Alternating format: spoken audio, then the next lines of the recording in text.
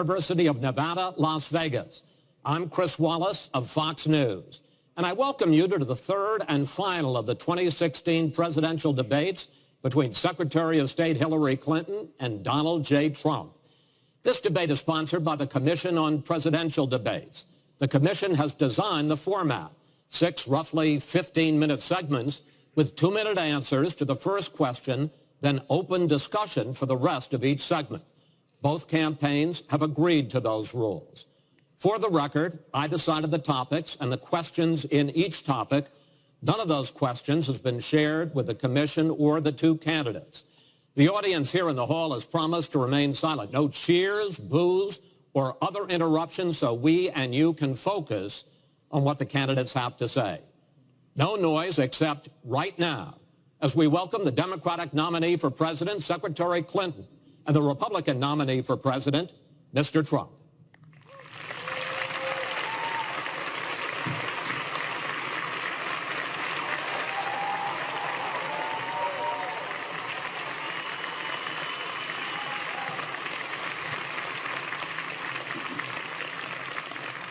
Secretary Clinton, Mr. Trump, welcome. Let's get right to it. The first topic is the Supreme Court. You both talked briefly about the court in the last debate, but I want to drill down on this because the next president will almost certainly have at least 1 appointment and likely or possibly 2 or 3 appointments, which means that you will, in effect, determine the balance of the court for what could be the next quarter century. First of all, where do you want to see the court take the country? And secondly, what's your view on how the Constitution should be interpreted? Do the founders' words mean what they say, or is it a living document to be applied flexibly according to changing circumstances? In this segment, Secretary Clinton, you go first. You have 2 minutes. Thank you very much, Chris, and thanks to UNLV for hosting us. You know, I think when we talk about the Supreme Court, it really raises the central issue in this election. Namely, what kind of country are we going to be?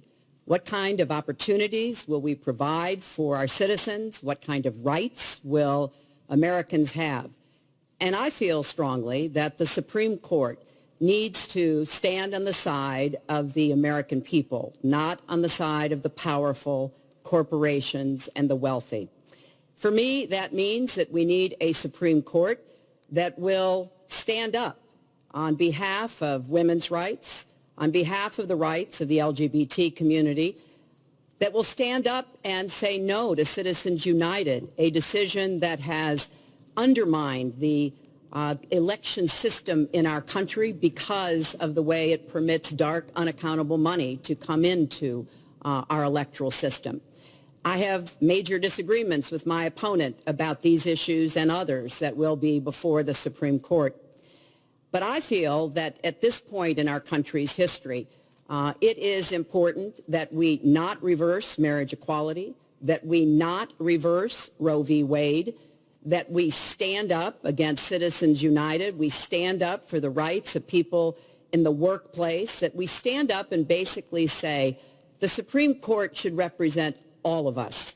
That's how I see the court, and the kind of people that I would be looking to nominate to the court would be in the great tradition of standing up to the powerful, standing up on behalf of our rights as Americans.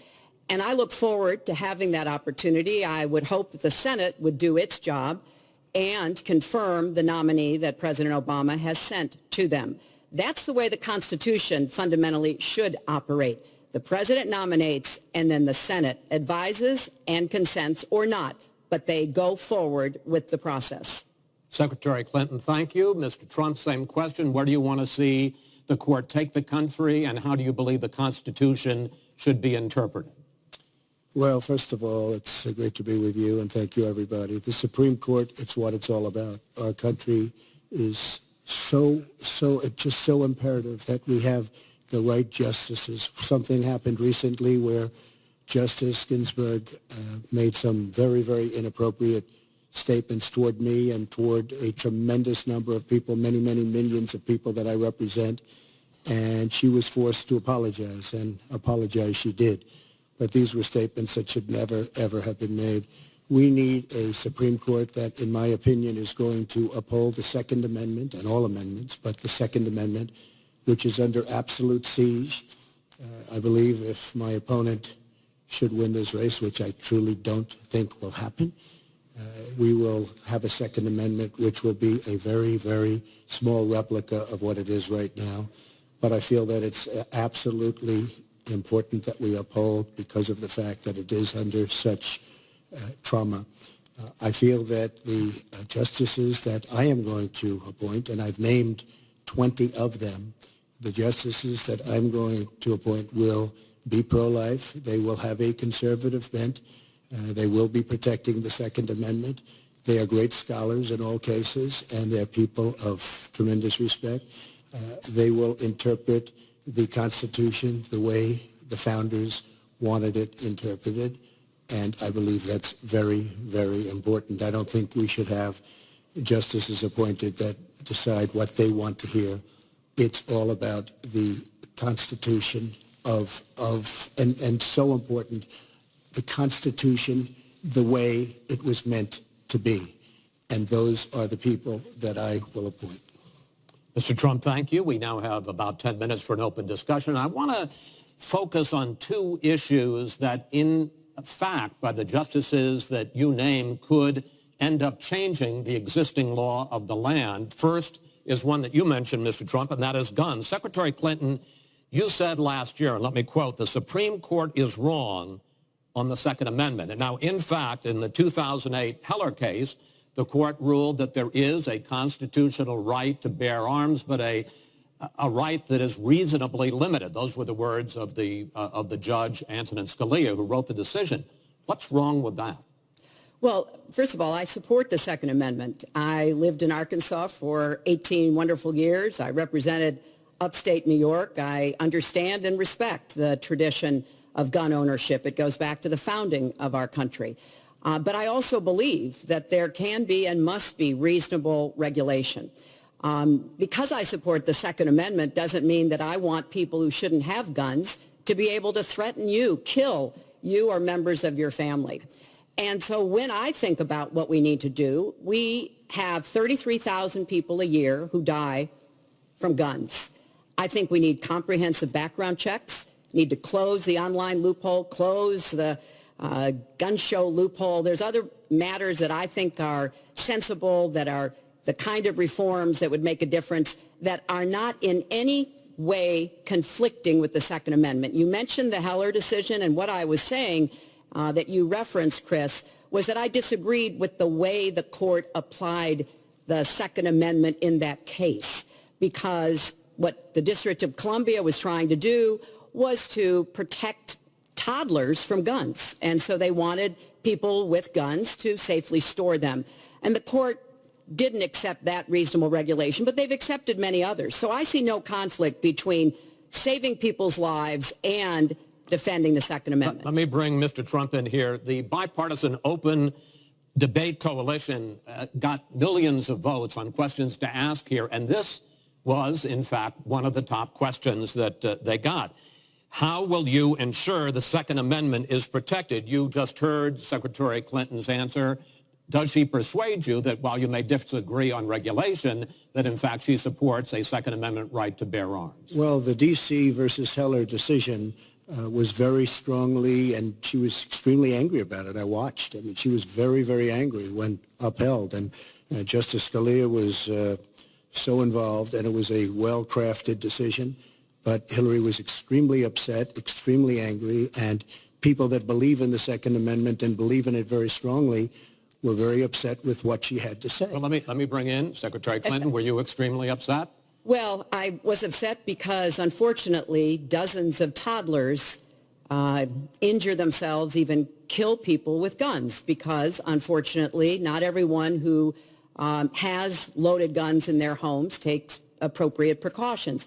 But there's no doubt that I respect the Second Amendment, that I also believe there's an individual right to bear arms.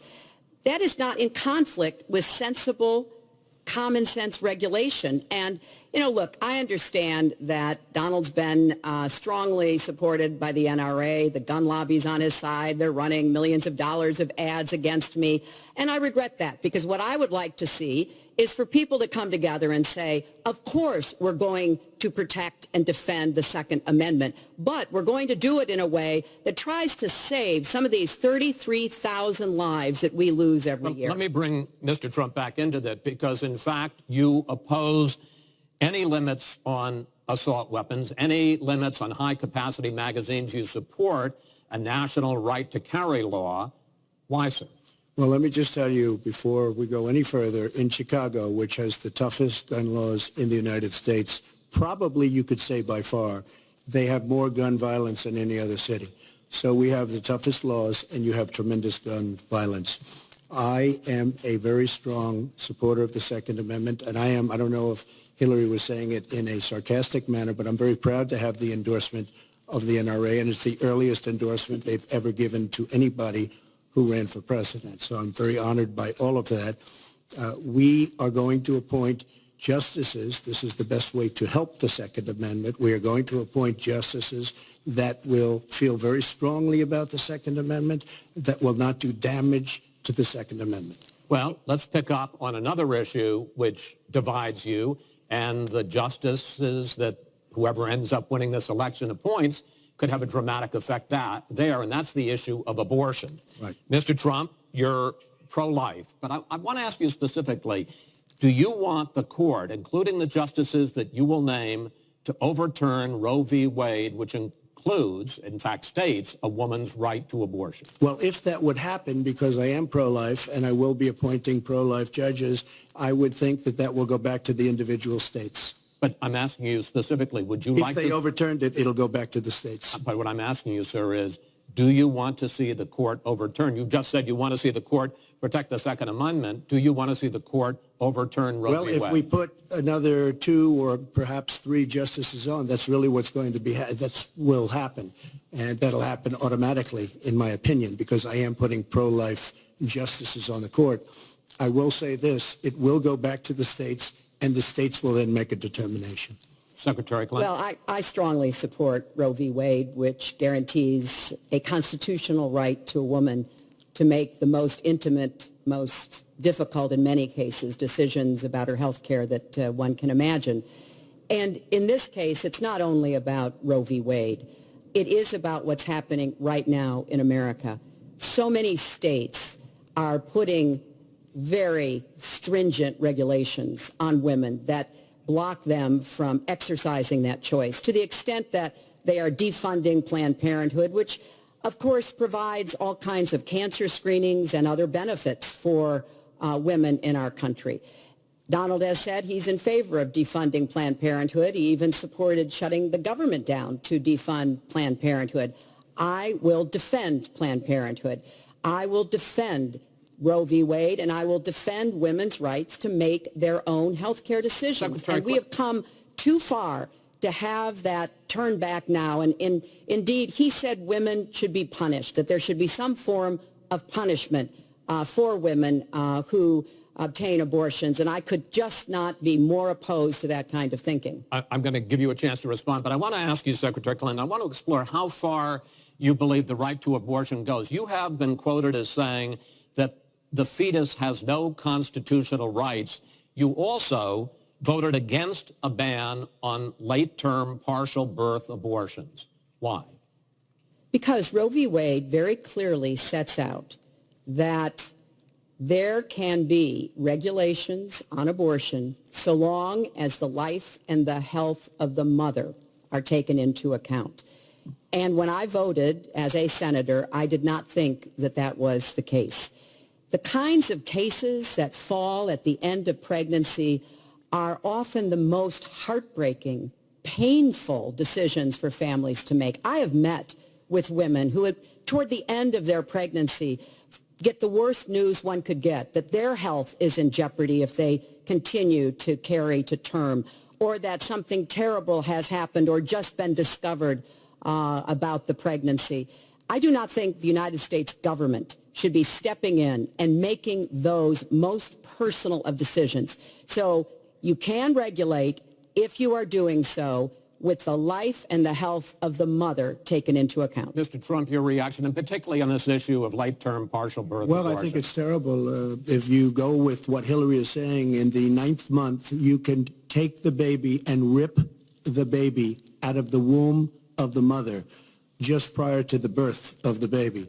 Now, you can say that that's okay, and Hillary can say that that's okay, but it's not okay with me.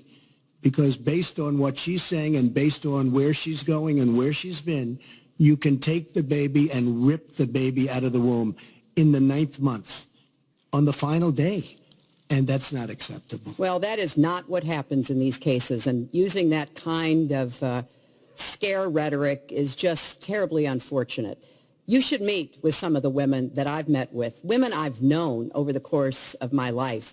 This is one of the worst possible choices that any woman and her family has to make. And I do not believe the government should be making it. You know, I've had the great honor of traveling across the world on behalf of our country. I've been to countries where governments either forced women to have abortions like they used to do in China or forced women to bear children like they used to do in Romania. And I can tell you the government has no business in the decisions that women make with their families in accordance with their faith, with medical advice, and I will stand up for that right.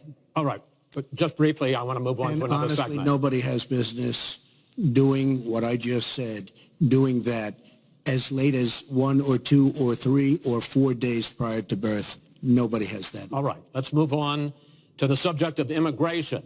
And there is almost no issue that separates the two of you more than the issue of immigration. Actually, there are a lot of issues that separate the two of you.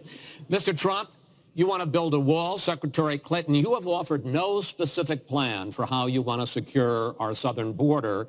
Mr. Trump, you are calling for major deportations. Secretary Clinton, you say that within your first 100 days as president, you're going to offer a package that includes a pathway to citizenship. The question really is, why are you right and your opponent wrong? Mr. Trump, you go first in this segment. You have 2 minutes. Well, first of all, she wants to give amnesty, which is a disaster and very unfair to all of the people that are waiting in line for many, many years. We need strong borders. In the audience tonight, we have 4 mothers of, I mean, these are unbelievable people that I've gotten to know over a period of years whose children have been killed, brutally killed by people that came into the country illegally. You have thousands of mothers and fathers and relatives all over the country. They're coming in illegally. Drugs are pouring in through the border. We have no country if we have no border. Hillary wants to give amnesty. She wants to have open borders. The border secure, as you know, the Border Patrol agents, 16,500 plus ICE last week endorsed me. First time they've ever endorsed a candidate. It means their job is tougher, but they know what's going on. They know it better than anybody. They want strong borders. They feel we have to have strong borders. I was up in New Hampshire the other day. The biggest complaint they have, it's with all of the problems going on in the world, many of the problems caused by Hillary Clinton and by Barack Obama, all of the problems, their single biggest problem is heroin that pours across our southern borders, just pouring and destroying their youth. It's poisoning the blood of their youth and plenty of other people. We have to have strong borders. We have to keep the drugs out of our country. Right now, we're getting the drugs, they're getting the cash. We need strong borders. We need we cannot give amnesty. Now, I want to build the wall. We need the wall. The Border Patrol, ICE, they all want the wall. We stop the drugs. We shore up the border. One of my first acts will be to get all of the drug lords, all of the bad ones. We have some bad people in this country that have to go out. We're going to get them out. We're going to secure the border. And once the border is secured, at a later date, we'll make a determination as to the rest. But we have some bad hombres here, and we're going to get them out. Mr. Trump, thank you. Same question to you, Secretary Clinton. Basically, why are you right and Mr. Trump is wrong? Well, as he was talking, I was thinking about a young girl I met here in Las Vegas, Carla, who was very worried that her parents might be deported because she was born in this country, but they were not. They work hard. They do everything they can to give her a good life. And you're right. I don't want to rip families apart. I don't want to be sending parents away from children. I don't want to see the deportation force that Donald has talked about in action in our country. We have 11 million undocumented people. They have 4 million American citizen children, 15 million people. He said as recently as a few weeks ago in Phoenix that every undocumented person would be subject to deportation. Now, here's what that means. It means you would have to have a massive law enforcement presence, where law enforcement officers would be going school to school, home to home, business to business, rounding up people who are undocumented. And we would then have to put them on trains, on buses to get them out of our country. I think that is an idea that is not in keeping with who we are as a nation. I think it's an idea that would rip our country apart. I have been for border security for years. I voted for border security in the United States Senate. And my comprehensive immigration reform plan, of course, includes border security. But I want to put our resources where I think they're most needed, getting rid of any violent person, anybody who should be deported. We should deport them. When it comes to the wall that Donald talks about building, he went to Mexico. He had a meeting with the Mexican president, didn't even raise it. He choked, and then got into a Twitter war because the Mexican president said, we're not paying for that wall. So I think we are both a nation of immigrants and we are a nation of laws, and that we can act accordingly. And that's why I'm introducing comprehensive immigration reform within the first 100 days with a path to citizenship. Thank you, Secretary Clinton. I want to follow up. I think I should respond to that. First of all, I had a very good meeting with the president of Mexico. Very nice man. We will be doing very much better with Mexico on trade deals, believe me. The NAFTA deal signed by her husband is one of the worst deals ever made of any kind, signed by anybody. It's a disaster. Hillary Clinton wanted the wall. Hillary Clinton fought for the wall in 2006 or thereabouts. Now, she never gets anything done, so naturally the wall wasn't built. But Hillary Clinton wanted the wall. Well, we are a country of laws. And by the way, no, wait. I'd like to hear from. I'd like to hear from Secretary Clinton. I voted for border security, and there are some limited places where that was appropriate. There also is necessarily going to be new technology and how best to deploy that. But it is clear when you look at what Donald has been proposing. He started his campaign bashing immigrants, calling Mexican immigrants rapists and criminals and drug dealers, that he has a very different view about what we should do to deal with immigrants. Now, what I am also arguing is that bringing undocumented immigrants out from the shadows, putting them into the formal economy will be good, because then employers can't exploit them and undercut Americans' wages. And Donald knows a lot about this. He used undocumented labor to build the Trump Tower. He underpaid undocumented workers, and when they complained, he basically said what a lot of employers do. You complain, I'll get you deported. I want to get everybody out of the shadows, get the economy working, and not let employers like Donald exploit undocumented workers, which hurts them but also hurts American workers. Mr. Trump. President Obama has moved millions of people out. Nobody knows about it. Nobody talks about it. But under Obama, millions of people have been moved out of this country. They've been deported. She doesn't want to say that, but that's what's happened, and that's what's happened big league.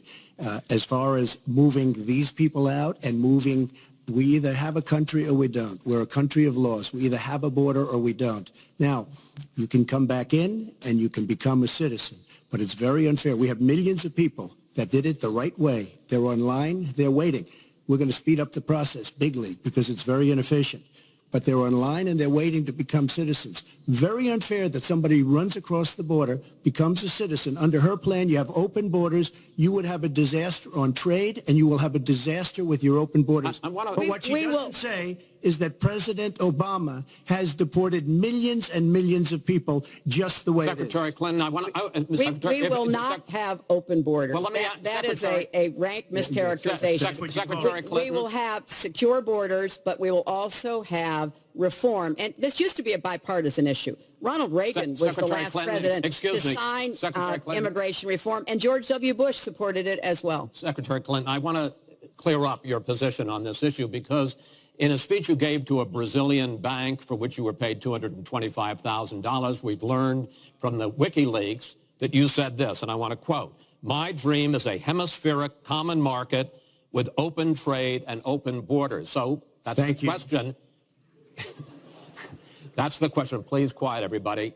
Is that your dream, open borders? Well, if you went on to read the rest of the sentence, I was talking about energy. You know, we trade more energy with our neighbors than we trade with the rest of the world combined. And I do want us to have an electric grid, an energy system that crosses borders. I think that will be a great benefit to us.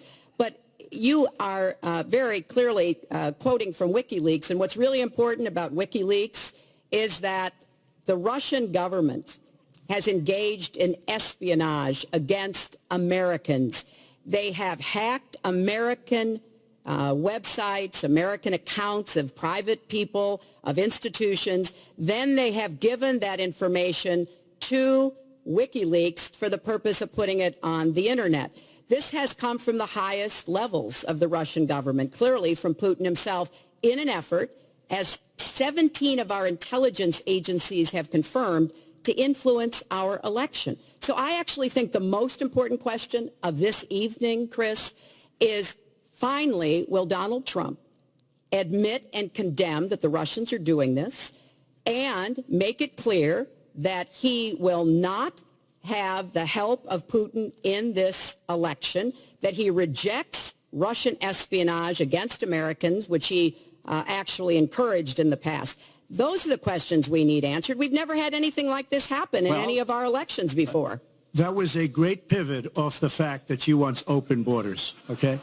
How did we get onto Putin? Hold on. No. Wait. Hold on, folks, because this is going to end up getting out of control. Let's try to keep it quiet for the candidates and for the American people. So just to finish on the borders, yes. She wants open borders. People are going to pour into our country. People are going to come in from Syria. She wants 550% more people than Barack Obama. And he has thousands and thousands of people. They have no idea where they come from. And you see, we are going to stop radical Islamic terrorism in this country. She won't even mention the words, and neither will President Obama.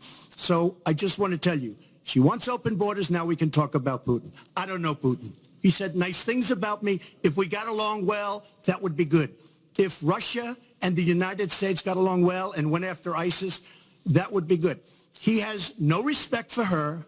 He has no respect for our president. And I'll tell you what, we're in very serious trouble because we have a country with tremendous numbers of nuclear warheads, 1,800, by the way, where they expanded and we didn't. 1,800 nuclear warheads. And she's playing chicken. Look, Putin, from everything I see, has no respect for this person. Well, that's because he'd rather have a puppet as president of the United States. No puppet. And it's pretty clear. You're the puppet. It's pretty clear you won't admit that the Russians have engaged in cyber attacks against the United States of America, that you encouraged espionage against our people, that you are willing to spout the Putin line, sign up for his wish list, break up NATO, do whatever he wants to do, and that you continue to get help from him because he has a very clear favorite in this race. So I think that this is such an unprecedented situation. We've never had a foreign government trying to interfere in our election. We have 17 intelligence agencies, civilian and military, who have all concluded that these espionage attacks, these cyber attacks, come from the highest levels of the Kremlin, and they are designed to influence our election. I find that deeply disturbing, and I think it's time. She has no idea whether it's Russia, China, or anybody else. I am not quoting myself. No idea. I am quoting Hillary, you have no idea. 17 do you doubt 17 military and civilian agencies? Well, he'd rather believe Vladimir Putin than the military and civilian intelligence professionals who are sworn to protect us. I find that just absolutely She doesn't like Putin because Putin has outsmarted her at every step of the way. Excuse me. Putin has outsmarted her in Syria. He's outsmarted her every step of the way. I do get to ask some questions. Yes, and I would like to ask you this direct question. The top national security officials of this country do believe that Russia has been behind these hacks. Even if you don't know for sure whether they are, do you condemn any interference by Russia in the American election? By Russia or anybody else. You condemn their interference? Of course I condemn. Of course I can. I don't know Putin.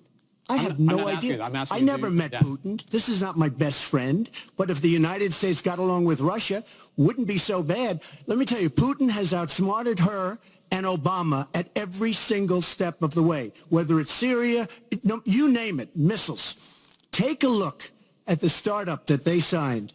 The Russians have said, according to many, many reports, I can't believe they allowed us to do this. They create warheads and we can't. The Russians can't believe it. She has been outsmarted by Putin, and all you have to do is look at the Middle East. They've taken over. We've spent $6 trillion. They've taken over the Middle East. She has been outsmarted and outplayed worse than anybody I've ever seen in any government whatsoever. We're a long way away from immigration, but I'm going to let you finish this topic. Well, you got about 45 seconds. Yeah, and she always will be. I find it ironic that he's raising nuclear weapons. This is a person who has been very cavalier, even casual, about the use of nuclear weapons. He's advocated more countries getting them, Japan, Korea, even Saudi Arabia. He's said, well, if we have them, why don't we use them, which I think is terrifying. But here's the deal. The bottom line on nuclear weapons is that when the president gives the order, it must be followed. There's about 4 minutes between the order being given and the people responsible for launching nuclear weapons to do so. And that's why 10 people who have had that awesome responsibility have come out and in an unprecedented way said they would not trust Donald Trump with the nuclear codes or to have his finger on the nuclear button. I have 200 generals and admirals, 21 endorsing me, 21 Congressional Medal of Honor recipients. As far as Japan and other countries, we are being ripped off by everybody in the world. We're defending other countries. We are spending a fortune doing it. They have the bargain of the century. All I said is we have to renegotiate these agreements because our country cannot afford to defend Saudi Arabia, Japan, Germany, South Korea, and many other places. We cannot continue to afford. She took that as saying nuclear weapons. Look, she's been proven to be a liar on so many different ways. This is just another lie. Well, I'm just quoting you when there's you were no asked quote. about You're not going to find a quote from me. Nuclear competition in Asia. You said, you know, go ahead, enjoy yourselves, folks. That kind and defend of language, yourselves. And defend yourselves. I didn't say nuclear. And defend yourself. The United States has kept the peace through our alliances. Donald wants to tear up our alliances. I think it makes the world safer, and frankly, it makes the United States safer. I would work with our allies in Asia, in Europe, in the Middle East, and elsewhere. That's the only way we're going to be able to keep the peace. We are going to move on to the next topic, which is the economy, and I hope we handle that as well as we did immigration. You also have very different ideas about how to get the economy growing faster. Secretary Clinton, in your plan, government plays a big role. You see more government spending, more entitlements, more tax credits, more tax penalties. Mr. Trump, you want to get government out with lower taxes and less regulation. Yes. We're going to drill down into this a little bit more, but in this overview, please explain to me why you believe that your plan will create more jobs and growth for this country and your opponent's plan will not. In this round, you go first, Secretary Clinton. Well, I think when the middle class thrives, America thrives. And so my plan is based on growing the economy, giving middle class families many more opportunities.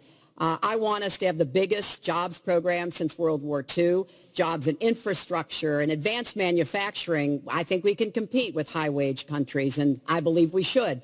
New jobs and clean energy, not only to fight climate change, which is a serious problem, but to create new opportunities and new businesses. I want us to do more to help small business. That's where 2/3 of the new jobs are going to come from. I want us to raise the national minimum wage because people who live in poverty should not, who work full-time should not still be in poverty. And I sure do want to make sure women get equal pay for the work we do. I feel strongly that we have to have an education system that starts with preschool and goes through college. That's why I want more technical education in high schools and in community colleges, real apprenticeships to prepare young people for the jobs of the future.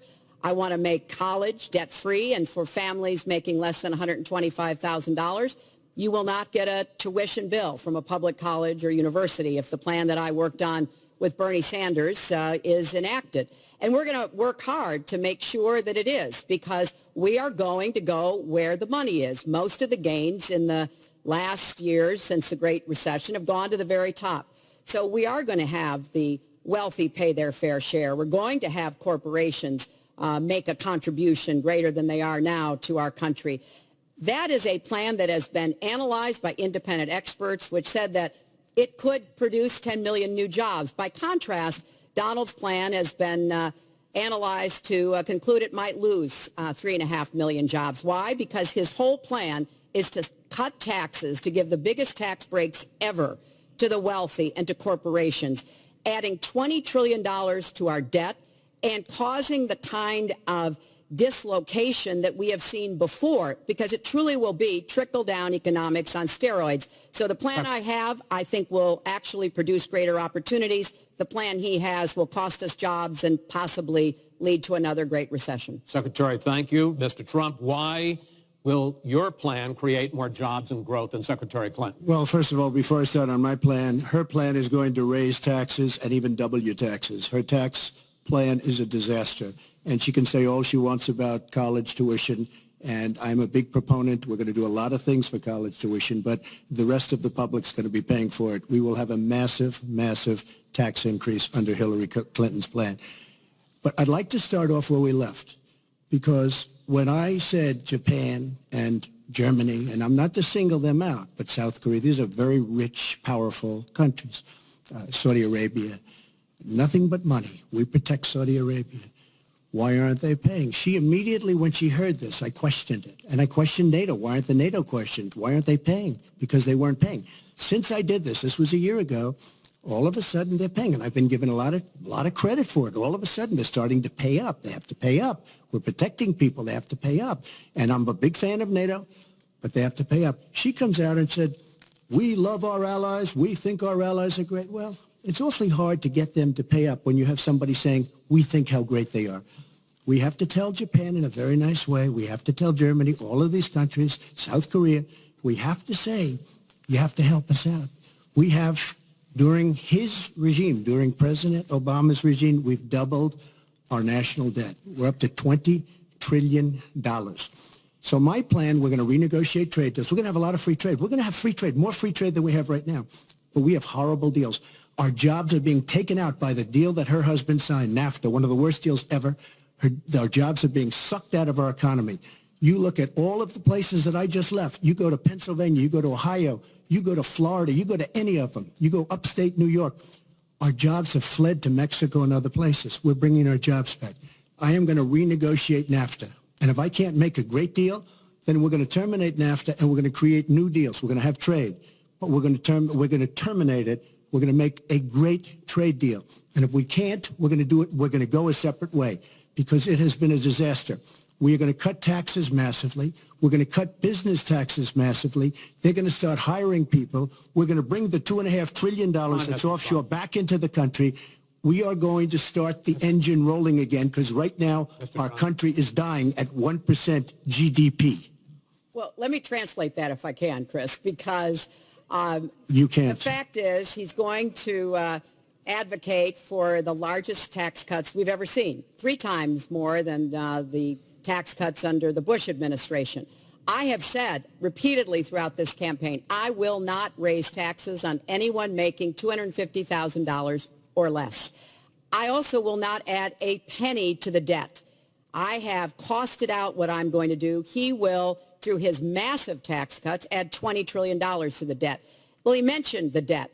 We know how to get control of the debt. When my husband was president, we went from a $300 billion deficit to a $200 billion surplus, and we were actually on the path to eliminating the national debt.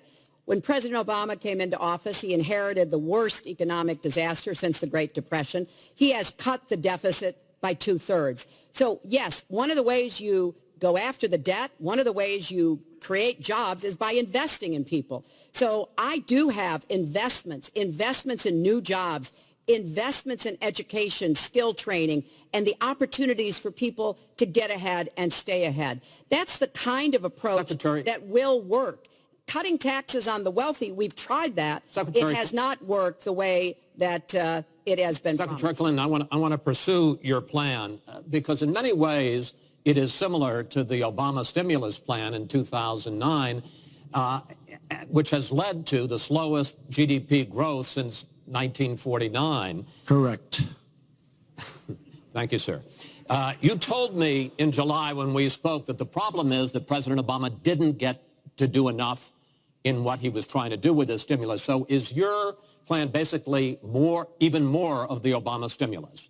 Well, it's a combination, Chris. And let me say that when you inherit the level of economic catastrophe that President Obama inherited, it was a real touch-and-go situation. I was in the Senate before I became Secretary of State. I've never seen people as physically distraught as the Bush administration team was because of what was happening to the economy.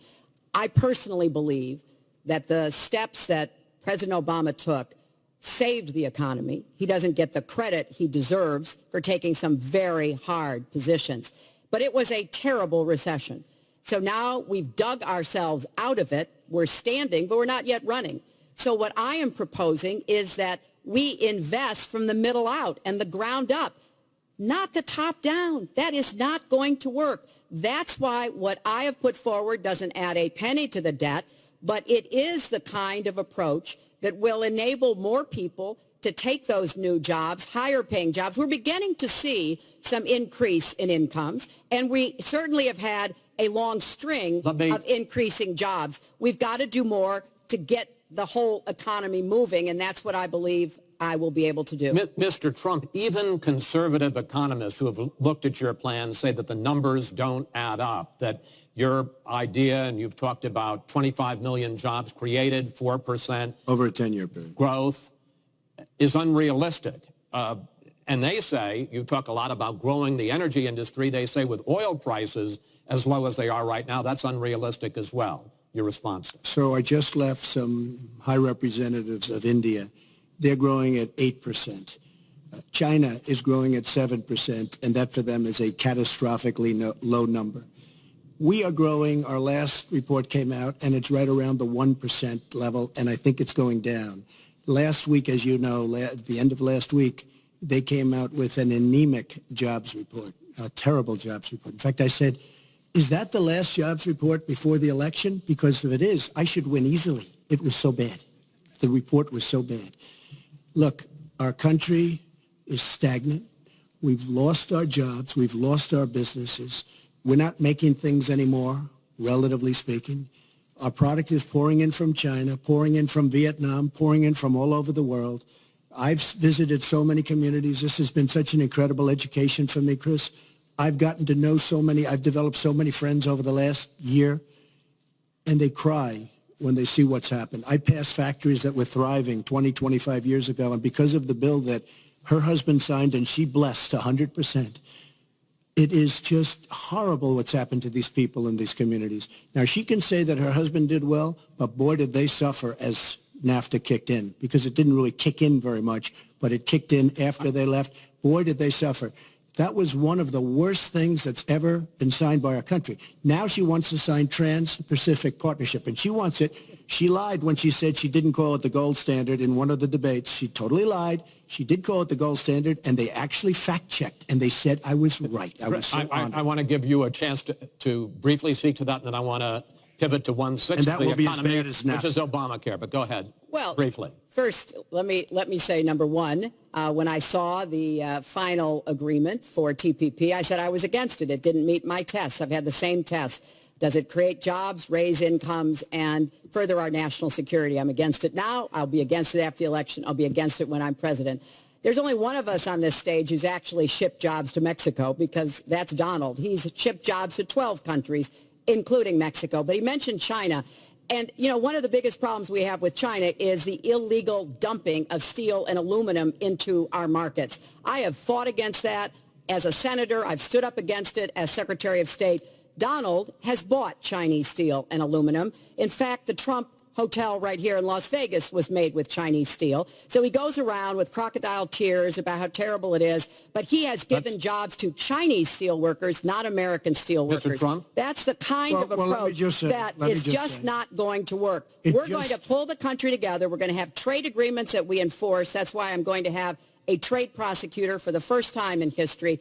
And we're going to enforce those agreements. And we're going to look for businesses to help us by buying American products. I ask a simple question. She's been doing this for 30 years. Why the hell didn't you do it over the last 15, 20 years? You were very much involved. Excuse me, my turn.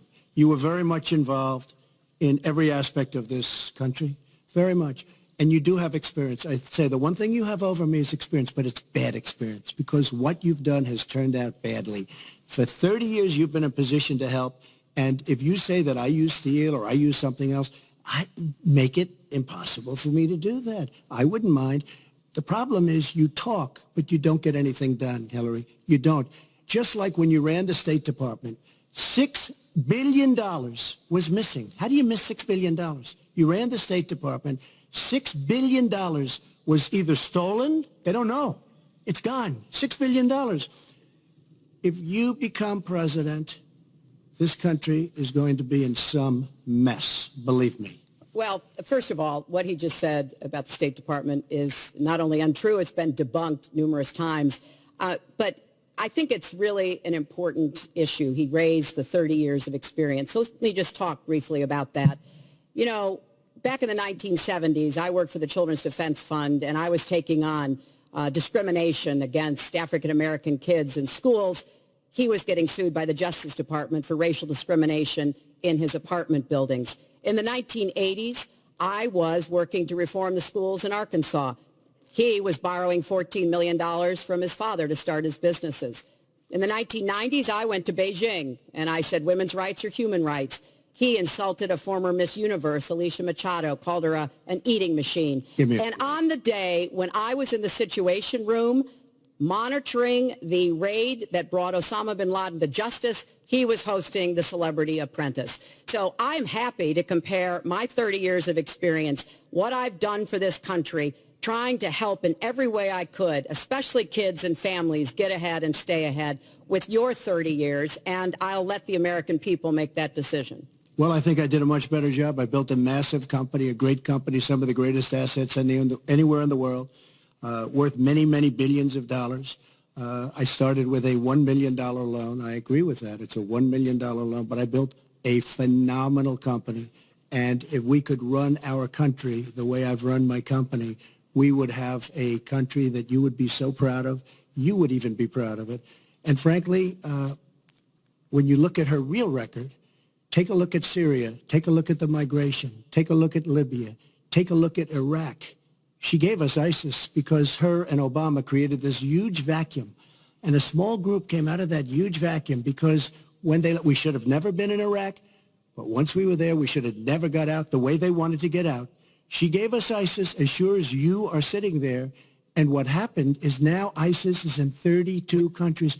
And now I listen how she's going to get rid of ISIS. She's going to get rid of nobody.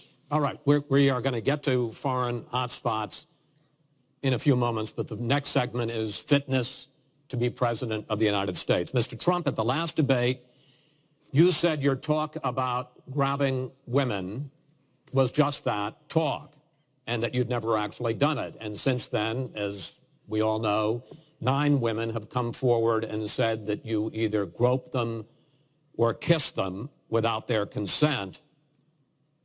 Why would so many different women from so many different circumstances over so many different years, why would they all in this last couple of weeks make up, you deny this, why would they all make up these stories? And since this is a question for both of you, Secretary Clinton, Mr. Trump says what your husband did and that you defended was even worse.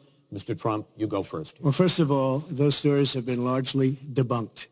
Those people, I don't know those people. I have a feeling how they came. I believe it was her campaign that did it. Just like if you look at what came out today on the clips, where I was wondering what happened with my rally in Chicago and other rallies where we had such violence. She's the one in Obama that caused the violence. They hired people. They paid them $1,500, and they're on tape saying, be violent, cause fights, do bad things. I would say the only way, because those stories are all totally false. I have to say that. And I didn't even apologize to my wife, who's sitting right here, because I didn't do anything. I didn't know any of these women. I didn't see these women. These women, the woman on the plane, the woman, I think they want either fame or her campaign did it. And I think it's her campaign, because when I saw what they did, which is a criminal act, by the way, where they're telling people to go out and start fistfights and start violence. And I'll tell you what, in particular in Chicago, people were hurt and people could have been killed in that riot. And that was now all on tape, started by her. I believe, Chris, that she got these people to step forward. If it wasn't, they get their 10 minutes of fame. But they were all totally, it was all fiction. It was lies and it was fiction. Well, Secretary Clinton. At the last debate, we heard Donald talking about what he did to women. And after that, a number of women have come forward saying that's exactly what he did to them. Now, what was his response? Well, he held a number of big rallies where he said that he could not possibly have done those things to those women because they were not attractive enough for I did not them say to be that. assaulted. I did not say that. In fact, he went on to say... Her 2 minutes, sir, her 2 minutes. But did not say that. It's her 2 minutes.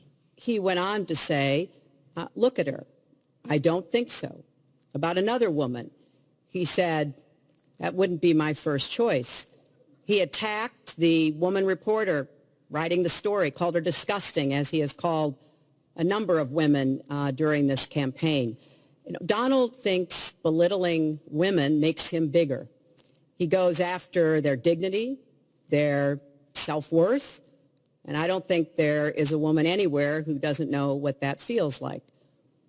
So we now know what Donald thinks and what he says and how he acts toward women. That's who Donald is.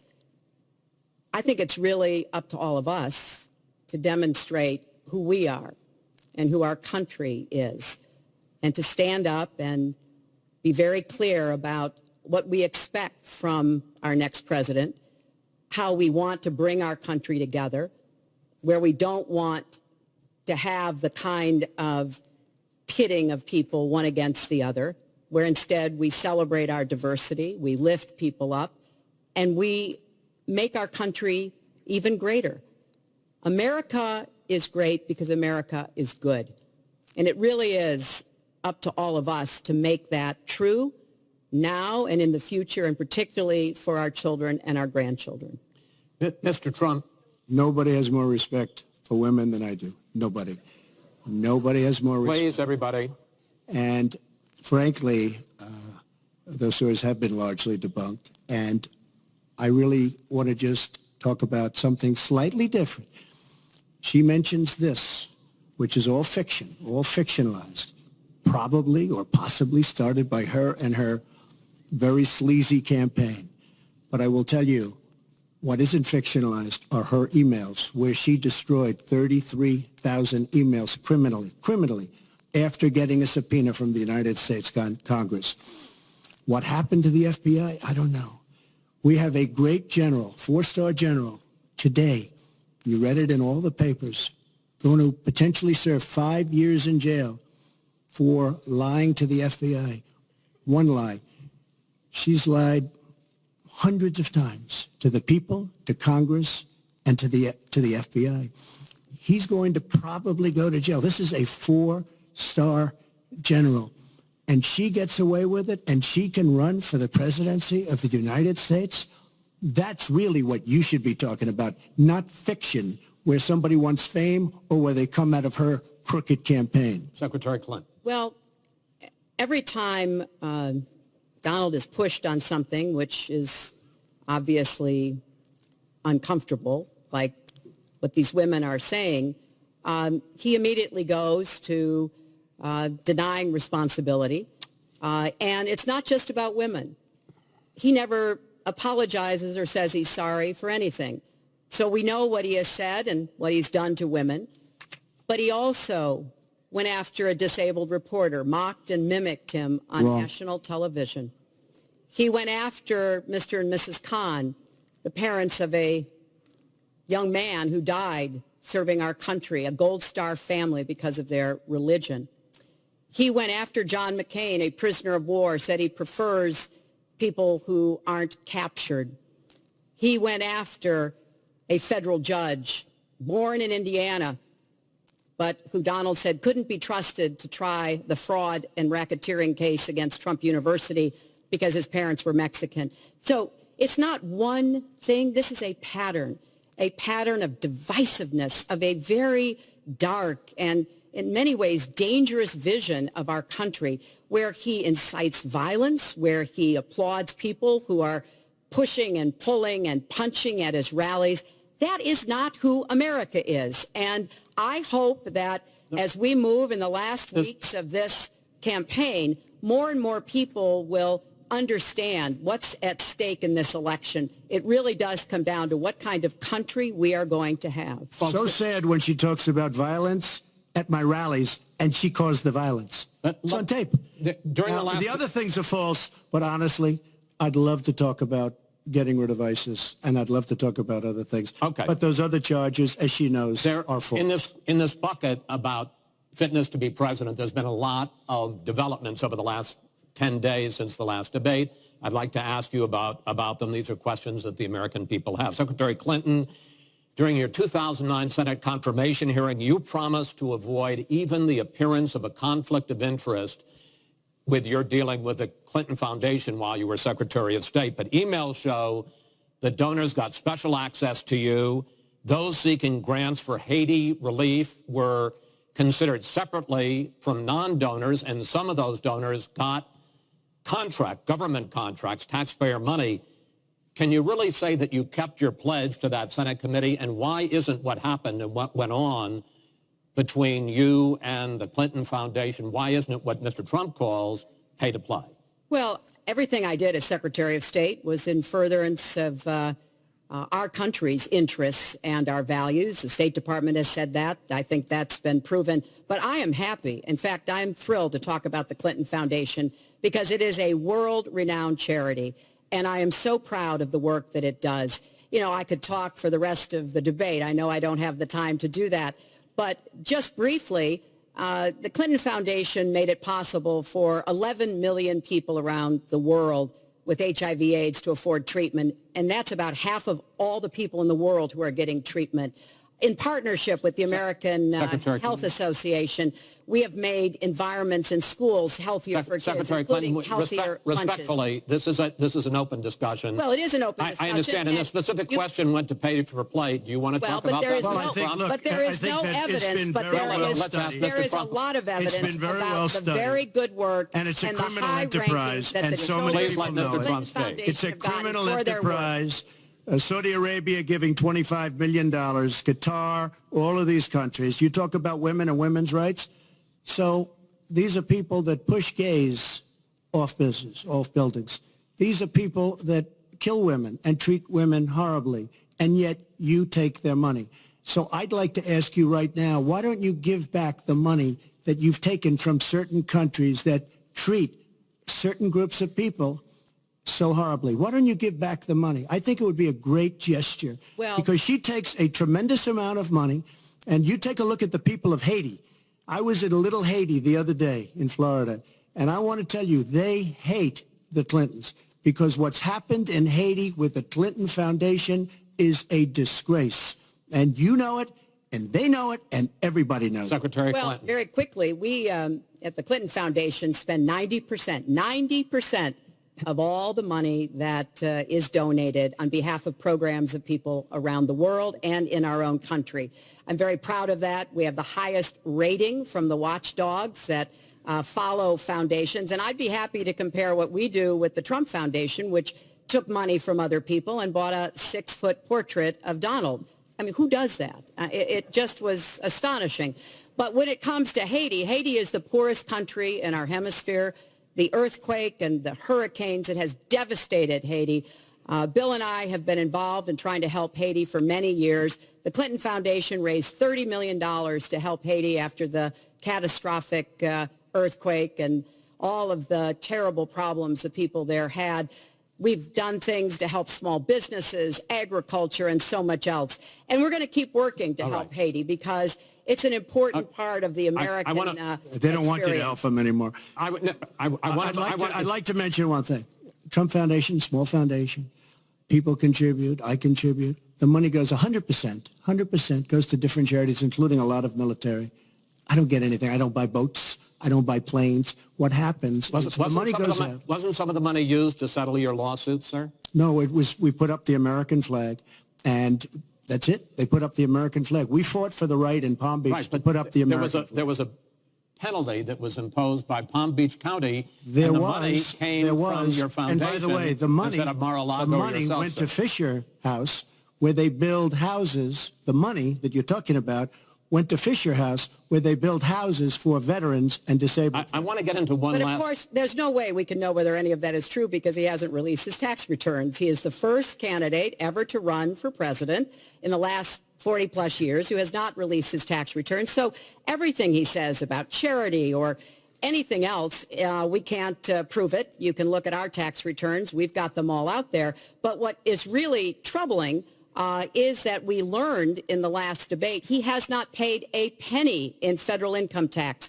And we were talking about immigrants a few minutes ago, Chris. You know, half of all immigrants, undocumented immigrants in our country, actually pay federal income tax. So we have undocumented immigrants in America who are paying more federal income tax than a billionaire. I find that let me just tell you very astonishing. Simply, we're entitled, because of the laws that people like her pass, to take massive amounts of depreciation and other charges, and we do it.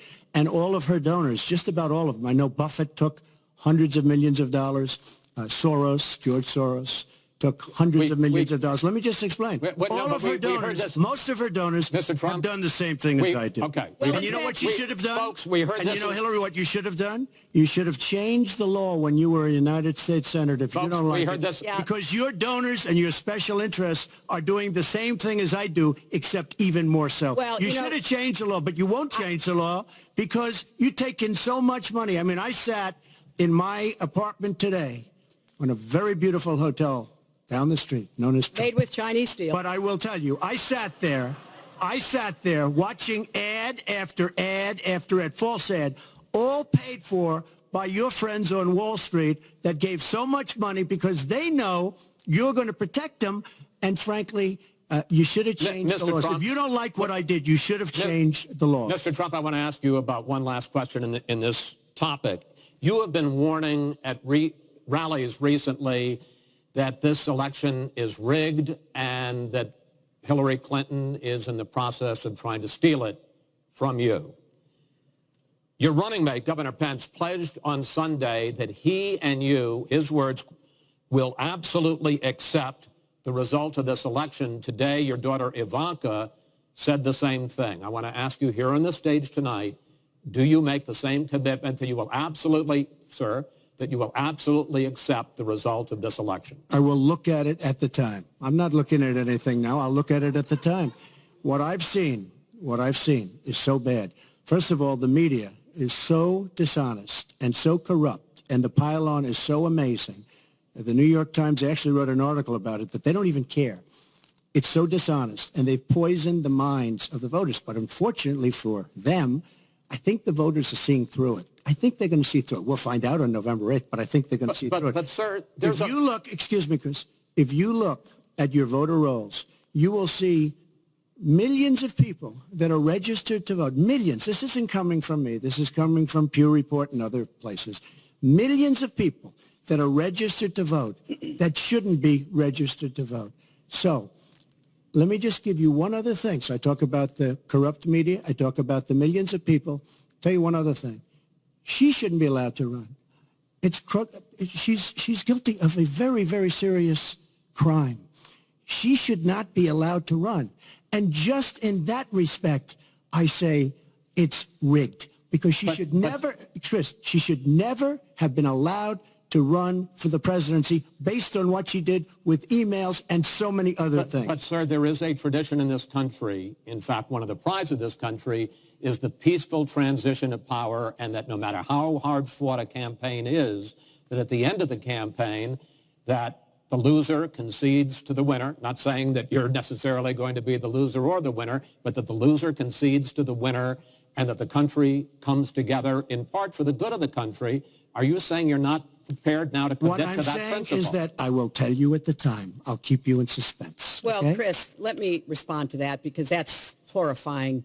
You know, every time Donald thinks things are not going in his direction, he claims whatever it is rigged against him. The FBI conducted a year-long investigation into my emails. They concluded there was no case. He said the FBI was rigged. He lost the Iowa caucus. He lost the Wisconsin primary. He said the Republican primary was rigged against him. Then Trump University gets sued for fraud and racketeering.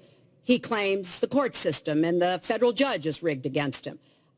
There was even a time when he didn't get an Emmy for his TV program 3 years in a row, and he started tweeting that the Emmys were rigged against him. Should have gotten it. This is a mindset. This is how Donald thinks. And it's funny, but it's also really troubling. Okay. You know, that is not the way our democracy works. We've been around for 240 years. We've had free and fair elections. We've accepted the outcomes when we may not have liked them.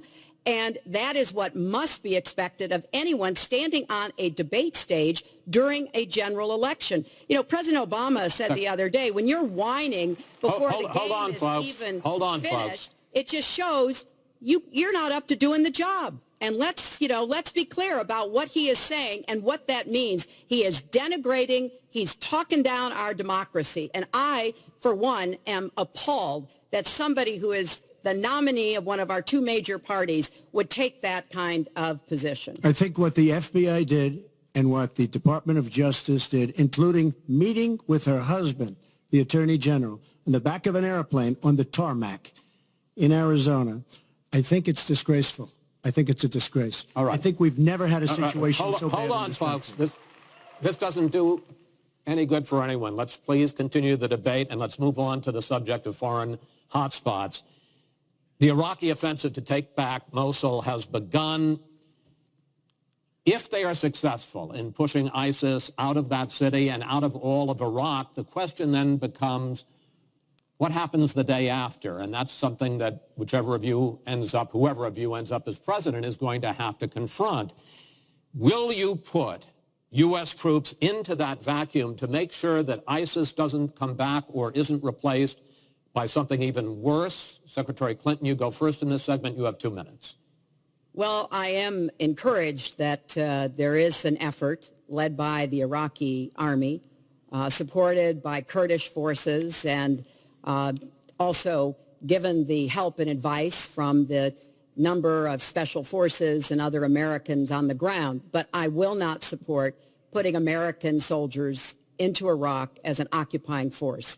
I don't think that is in our interests, and I don't think that would be smart to do. In fact, Chris, I think that would be a big red flag waving for ISIS to reconstitute itself. The goal here is to take back Mosul. It's going to be a hard fight. I've got no illusions about that. And then continue to press into Syria to begin to take back and move on Raqqa, which is the ISIS headquarters. I am hopeful that the hard work that American military advisors have done will pay off, and that we will see a really successful military operation. But we know we've got lots of work to do. Syria will remain a hotbed of terrorism as long as the civil war, aided and abetted by the Iranians and the Russians, continue. So I have said, look, we need to keep our eye on ISIS. That's why I want to have an intelligence surge that protects us here at home, why we have to go after them from the air, on the ground, online, why we have to make sure here at home we don't let terrorists buy weapons. If you're too dangerous to fly, you're too dangerous to buy a gun. And I'm going to continue to push for a no-fly zone and safe havens within Syria, not only to help protect the Syrians and prevent the constant outflow of refugees, but to frankly gain some leverage on both the Syrian government and the Russians so that perhaps we can have the kind of serious negotiation necessary to bring the conflict to an end and go forward on a political track. Mr. Trump, same question. If we are able to push ISIS out of Mosul and out of Iraq, would you be willing to put U.S. troops in there to prevent their return or something else? Let me tell you, Mosul's so sad. We had Mosul. But when she left, when she took everybody out, we lost Mosul. Now we're fighting again to get Mosul. The problem with Mosul and what they wanted to do is they wanted to get the leaders of ISIS who they felt were in Mosul. About 3 months ago, I started reading that they want to get the leaders and they're going to attack Mosul. Whatever happened to the element of surprise? Okay? We announced we're going after Mosul. I've been reading about going after Mosul now for about, how long is it, Hillary? 3 months? These people have all left. They've all left. The element of surprise. Douglas, MacArthur, George Patton spinning in their graves when they see the stupidity of our country. So we're now fighting for Mosul that we had. All she had to do is stay there. Now we're going in to get it. But you know who the big winner in Mosul is going to be after we eventually get it? And the only reason they did it is because she's running for the office of president. And they want to look tough. They want to look good. He violated the red line in the sand. And he made so many mistakes, made all mistakes. That's why we have the Great Migration. But she wanted to look good for the election. So they're going in. But who's going to get Mosul, really? We'll take Mosul eventually. By the way, if you look at what's happening, much tougher than they thought. Much, much tougher, much more dangerous, going to be more deaths than they thought. But the leaders that we wanted to get are all gone because they're smart. They said, what do we need this for? So Mosul is going to be a wonderful thing, and Iran should write us a letter of thank you, just like the really stupid, the stupidest deal of all time, a deal that's going to give Iran absolutely nuclear weapons. Iran should write us yet another letter saying thank you very much. Because Iran, as I said many years ago, Iran is taking over Iraq, something they've wanted to do forever, but we've made it so easy for them. So we're now going to take Mosul, and you know who's going to be the beneficiary? Iran. Boy, are they making, I mean, they are outsmarting. Look, you're not there. You might be involved in that decision, but you were there when you took everybody out of Mosul and out of Iraq. You shouldn't have been in Iraq, but you did vote for it. You shouldn't have been in Iraq, but once you were in Iraq, you should have never left the way. The point is, the big winner is going to be Iran. Well, you know, once again, Donald is implying that he didn't support the invasion of Iraq. I said it was a mistake. I've said that years ago. He has consistently denied what is a very clear fact, that before the invasion, he supported it. And, you know, I just want everybody to go Google it. Google Donald Trump Iraq, and you will see the dozens of sources which verify that he was for the invasion of Iraq. And you can actually hear the audio of him saying that. Now, why does that matter? Well, it matters because he has not told the truth about that position. I guess he believes it makes him look better now, to contrast with me, because I did vote for it. But what's really important here is to understand all the interplay. Mosul is a Sunni city. Mosul is on the border of Syria.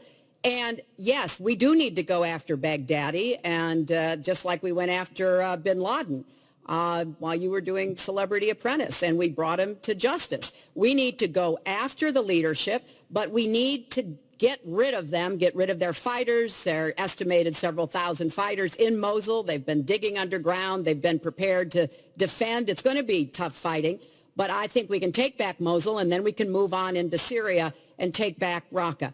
This is what we have to do. I'm just amazed that he seems to think that the Iraqi government and our allies and everybody else launched the attack on Mosul to help me in this election. But that's how Donald thinks, you know. He always is looking for some Chris, we don't gain anything. He has all the Iran is taking over Iraq. Secretary Clinton. Iran is taking over Iraq. We don't gain Secretary Clinton. We would have gained if they did it by surprise. Wait. Secretary Clinton, it's an open discussion. Secretary, we would have gained if they did it by surprise. Secretary, please let Mr. Trump speak. He's unfit, and he proves it every time You he are talks. the one that's unfit. You know, WikiLeaks just actually came out. John Podesta said some horrible things about you, and boy, was he right. He said some beauties. And, you know, Bernie Sanders, he said you have bad judgment. You do. And if you think that going into Mosul, after we let the world know we're going in, and all of the people that we really wanted, the leaders, they're all gone. If you think that was good, then you do. Now, John Podesta said you have terrible instincts. Bernie Sanders said you have bad judgment. I agree with both. Well, you should ask Bernie Sanders who he's supporting for president, and he has said, which is as a big he has mistake, campaigned for me around the country, you are the most dangerous person to run for president in the modern history of America. I think he's right. Let's turn to Aleppo. Mr. Trump, in the last debate, you were both asked about the situation in the Syrian city of Aleppo, and I want to follow up on that because you said several things in that debate which were not true, sir. You said that Aleppo has basically fallen. In fact, there are... It's a catastrophe. It is a catastrophe, but there are a quarter... Have you seen it? Have you seen it? Sir, have you seen what's happened to Aleppo? If I might finish my question. Okay, so it hasn't fallen. Take a look at it. Well, there are 250,000 people still living there and being slaughtered. That's right. You also and they are being slaughtered because of bad decisions. If I may just finish here. And you also said that that Syria and Russia are busy fighting ISIS. In fact, they have been the ones who've been bombing and shelling eastern Aleppo. And they just announced a humanitarian pause, in effect admitting that they have been bombing and shelling Aleppo. Would you like to clear that up, sir? Well, Aleppo is a disaster. It's a humanitarian nightmare, but it has fallen from any standpoint. I mean, what do you need, a signed document? Take a look at Aleppo. It is so sad when you see what's happened. And a lot of this is because of Hillary Clinton, because what's happened is by fighting Assad, who turned out to be a lot tougher than she thought, and now she's going to say, oh, he loves Assad. He's just much tougher and much smarter than her and Obama. And everyone thought he was gone 2 years ago, 3 years ago. He aligned with Russia. He now also aligned with Iran, who we made very powerful. We gave them $150 billion back. We give them $1.7 billion in cash. I mean cash, bundles of cash as big as this stage. We gave them $1.7 billion. Now, they have aligned. He has aligned with Russia and with Iran.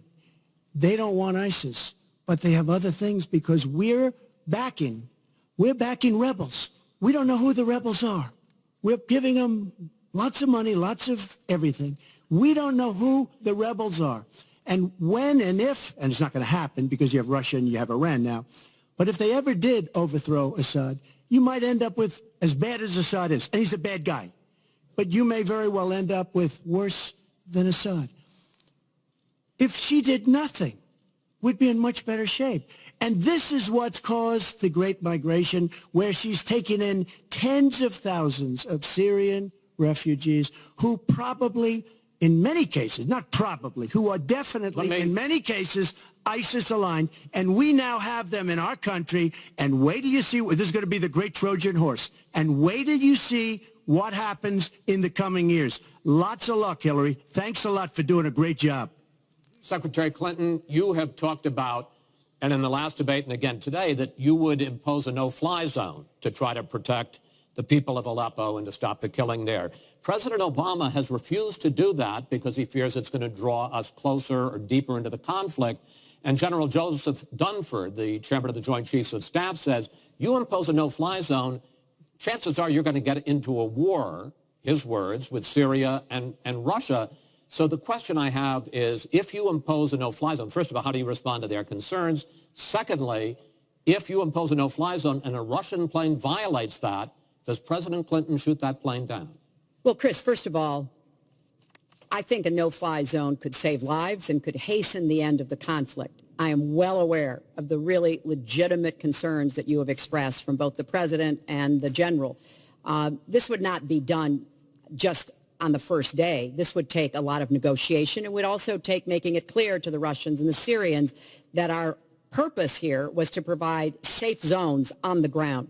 We've had millions of people leave Syria, and those millions of people inside Syria who've been dislocated. So I think we could strike a deal and make it very clear to the Russians and the Syrians that This was something that we believed was in the best interests of the people on the ground in Syria. It would help us with our fight against ISIS.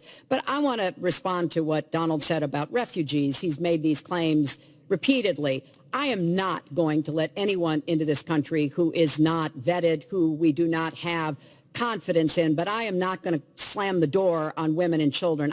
That picture of that little 4-year-old boy in Aleppo with the blood coming down his face while he sat in an ambulance is haunting. And so we are going to do very careful, thorough vetting. That does not solve our internal challenges with ISIS and our need to stop radicalization, to work with American Muslim communities who are on the front lines to identify and prevent attacks. In fact, the killer of the dozens of people at the nightclub in Orlando, the Pulse nightclub, was born in Queens, the same place Donald was born. So let's be clear about what the threat is and how we are best going to be able to meet it. And yes, some of that threat emanates from over in Syria and Iraq, and we've got to keep fighting, and I will defeat ISIS, and some of it is we have to up our game and be much smarter here Folks, at home. I want to get into our final segment. But I just have to, it's so quick. ridiculous she will defeat ISIS. We should have never let ISIS happen in the first place. And right now they're in 32 countries. Okay. You should have never. Wait 1 second. They had a ceasefire 3 weeks ago. A ceasefire, United States, Russia, Syria. And during the ceasefire, Russia took over vast swatches of land. And then they said, we don't want the ceasefire anymore. We are so outplayed on missiles, on ceasefires. They are outplayed. Now, she wasn't there. I assume she had nothing to do with it. But our country is so outplayed by Putin and Assad and, by the way, and by Iran. Nobody can believe how stupid our leadership is. Mr. Trump, Secretary Clinton, no, we need to move on to our final segment, and that is the national debt, which has not been discussed until tonight. Our national debt as a share of the economy, our GDP, is now 77%. That's the highest since just after World War II. But the nonpartisan Committee for a Responsible Federal Budget says, Secretary Clinton, under your plan, debt would rise to 86% of GDP over the next 10 years. Mr. Trump, under your plan, they say it would rise to 105% of GDP over the next 10 years. Question is, why are both of you ignoring this problem? Mr. Trump, you go first. Well, I say they're wrong because I'm going to create tremendous jobs. And we're bringing GDP from really 1%, which is what it is now. And if she got in, it'll be less than zero. But we're bringing it from 1% up to 4%. And I actually think we can go higher than 4%. I think you can go to 5 or 6%. And if we do, you don't have to bother asking your question because we have a tremendous machine. We will have created a tremendous economic machine once again. To do that, we're taking back jobs. We're not going to let our companies be raided by other countries where we lose all our jobs. We don't make our product anymore. It's very sad. But I'm going to create the kind of a country that we were from the standpoint of industry. We used to be there. We've given it up. We've become very, very sloppy. We've had people that are political hacks making the biggest deals in the world, bigger than companies. You take these big companies, these trade deals are far bigger than these companies. And yet we don't use our great leaders, many of whom back me and many of whom back Hillary, I must say. But we don't use those people. Those are the people, these are the greatest negotiators in the world. We have the greatest business people in the world. We have to use them to negotiate our trade deals. We use political hacks. We use people that get the position because they made a campaign contribution. And they're dealing with China and people that are very much smarter than they are.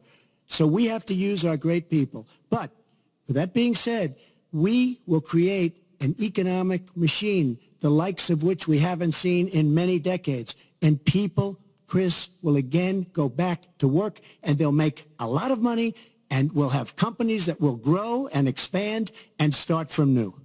Secretary Clinton. Well, first, when I hear Donald talk like that and know that his slogan is Make America Great Again, I wonder when he thought America was great. And before he rushes and says, you know, before you and President Obama were there, I think it's important to recognize that he has been criticizing our government for decades.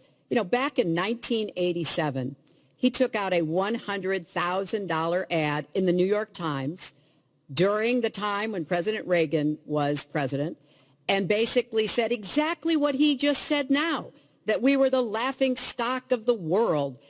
He was criticizing President Reagan. This is the way Donald thinks about himself, puts himself into, the middle and says, I alone can fix it, as he said on the convention stage. But if you look at the debt, which is the issue you asked about, Chris, I pay for everything I'm proposing. I do not add a penny to the national debt. I take that very seriously because I do think it's one of the issues we've got to come to grips with. So when I talk about how we're going to pay for education, how we're going to invest in infrastructure, how we're going to get the cost of prescription drugs down, and a lot of the other issues that people talk to me about all the time, I've made it very clear we are going where the money is. We are going to ask the wealthy and corporations to pay their fair share. And there is no evidence whatsoever that that will slow down or diminish our growth. In fact, I think just the opposite. We'll have what economists call middle-out growth. We've got to get back to rebuilding the middle class, the families of America. That's where growth will come from. That's why I want to invest in you. I want to invest in your family. And I think that's the smartest way to grow the economy, to make the economy fairer. And we just have a big disagreement about this. It may be because of our experiences. He started off with his dad as a millionaire. I started off with my dad as a small businessman. We've heard this before. I think it's, it's a difference that affects how we see the world and what we want to do with the economy. Time. Thank you, Hillary. Could I just respond? Well, no. Because I did disagree with Ronald Reagan very strongly on trade. I disagreed with him. We should have been much tougher on trade even then. I've been waiting for years. Nobody does it right. And frankly, now we're going to do it right. All right. The one last area I want to get into with you in this debate is the fact that the biggest driver of our debt is entitlements, which is 60% of all federal spending. Now, the Committee for Responsible Federal Budget has looked at both of your plans, and they say neither of you has a serious plan that is going to solve the fact that Medicare is going to run out of money in the 2020s, Social Security is going to run out of money in the 2030s, and at that time, recipients are going to take huge cuts in their benefits. So, in effect, the final question I want to ask you in this regard is, and let me start with you, Mr. Trump, would President Trump make a deal to save Medicare and Social Security that included both tax increases and benefit cuts, in effect, a grand bargain on entitlements? I'm cutting taxes. We're going to grow the economy. It's going to grow at a record rate. But that's not going to help on entitlements. It's going to totally help you. And one thing we have to do, repeal and replace the disaster known as Obamacare. It's destroying our country. It's destroying our businesses, our small business, and our big businesses. We have to repeal and replace Obamacare. You take a look at the kind of numbers that will cost us in the year 17. It is a disaster if we don't repeal and replace. Now, it's probably going to die of its own weight, but Obamacare has to go. The premiums are going up 60, 70, 80%. Next year, they're going to go up over 100%. And I'm really glad that the premiums have started. At least the people see what's happening, because she wants to keep Obamacare and she wants to make it even worse. And it can't get any worse. Bad health care at the most expensive price. We have to repeal and replace Obamacare. And Secretary Clinton, same question, because at this point, Social Security and Medicare are going to run out. The trust funds are going to run out of money.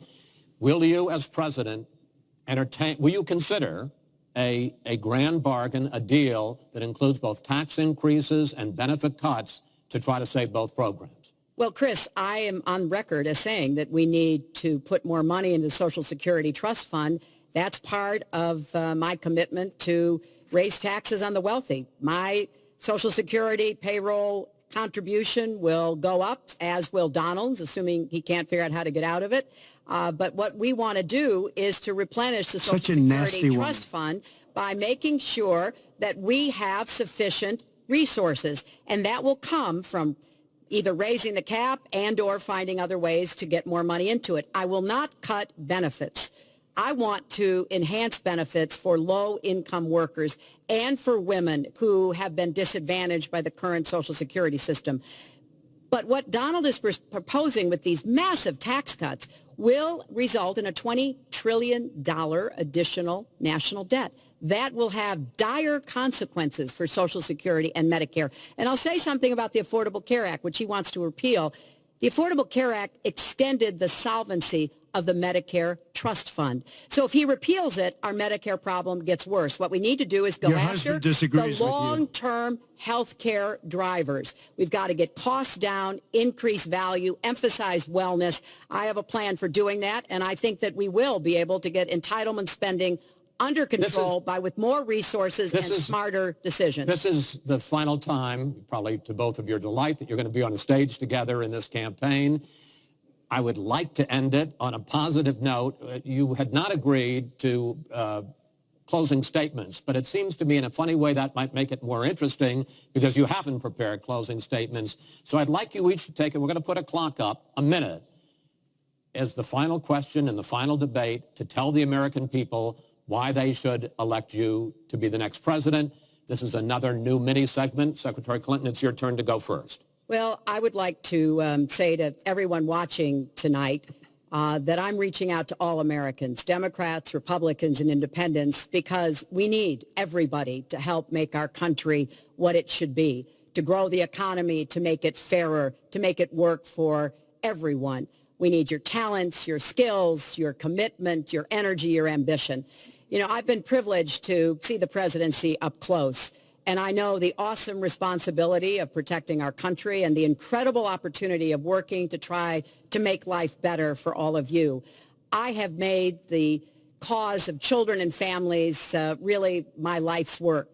That's what my mission will be in the presidency. I will stand up for families against powerful interests, against corporations. I will do everything that I can to make sure that you have good jobs with rising incomes, that your kids have good educations from preschool through college. I hope you will give me a chance to serve as your president. Secretary Clinton, thank you. Mr. Trump? She's raising the money from the people she wants to control. Doesn't work that way. But when I started this campaign, I started it very strongly. It's called Make America Great Again. We're going to make America great. We have a depleted military. It has to be helped, has to be fixed. We have the greatest people on earth in our military. We don't take care of our veterans. We take care of illegal immigrants, people that come into the country illegally, better than we take care of our vets. That can't happen. Our policemen and women are disrespected. We need law and order, but we need justice too. Our inner cities are a disaster. You get shot walking to the store. They have no education. They have no jobs. I will do more for African Americans and Latinos than she can ever do in 10 lifetimes. All she's done is talk to the African Americans and to the Latinos. But they get the vote, and then they come back. They say, we'll see you in 4 years. We are going to make America strong again, and we are going to make America great again, and it has to start now. We cannot take 4 more years of Barack Obama, and that's what you get when you get her.